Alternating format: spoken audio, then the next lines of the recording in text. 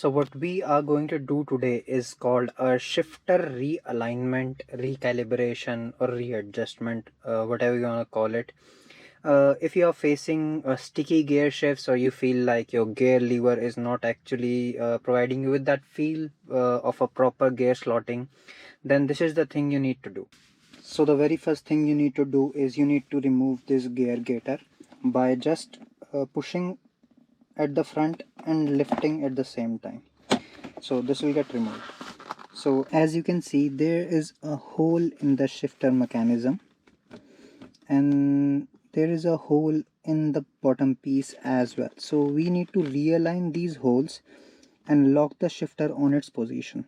So what do you need actually is which will perfectly fit the shifter is this is a rivet, and this side of the rivet is actually perfect to slot in without any runouts or free play. So just insert it in both of them together. Now your shifter is actually locked, you can't move it. So this is the position where you want to actually recalibrate the shifter. Now we are going to move inside the hood, inside the bonnet. We need to lock the actual shifter fork from there as well before we can actually adjust the cables. So here we are. I have already removed the battery tray, the air box and everything. You don't need to remove all these things, but I just removed it because I made sure that anything I'm doing is perfectly visible on the camera. So this is your shifter fork mechanism. What you have to do is press it halfway down and then insert this pin inside and rotate it this side. As you can see, the pin is now facing upwards and your shifter is locked. You can't move it much. So this is how we lock both the shifters. Now what we have to do is actually adjust the cables, the slack in them, so that we can have a slack free gear shift experience. Now to adjust the cables, what we need to do, okay, before that keep in mind there are two cables. You have to adjust both them in the same way.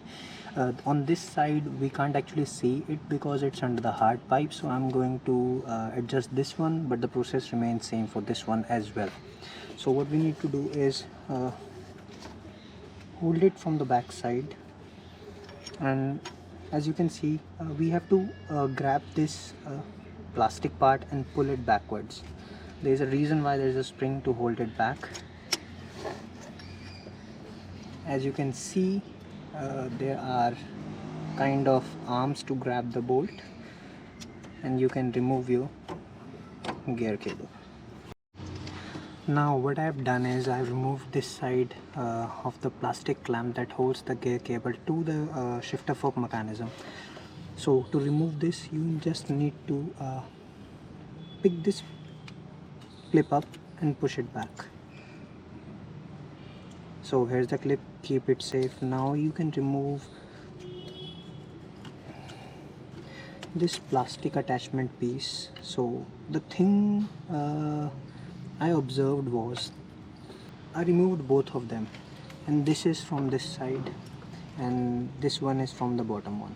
So as you can see, there's not much of play, and you can see the rubber is actually still intact inside. But on this side I guess you can see that it has much more of flex, and the rubber is actually torn off from the inside. The part number is actually the same, 1J07111 but with only one difference. One has a C at the end, one has a B at the end. So it's same part but different revisions. But I can also observe the teared off pieces of the rubber from the side. So this is maybe the reason why my shifter is not actually feeling at its best. This one doesn't have that much amount of play, so I'm gonna swap this one at the bottom and this one on the top now. And make sure you lubricate these points as well, as they are metal, so clean them well and lubricate them well. Just place that plastic part of the shifter on its spindle after greasing, and then just release the spring so that it can clamp on the new position, and then you just need to release it. It will lock itself in.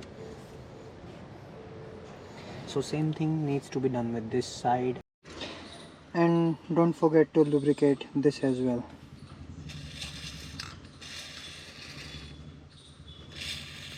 Putting everything back again, don't forget to remove the rivet which we used. So placing the gator back on,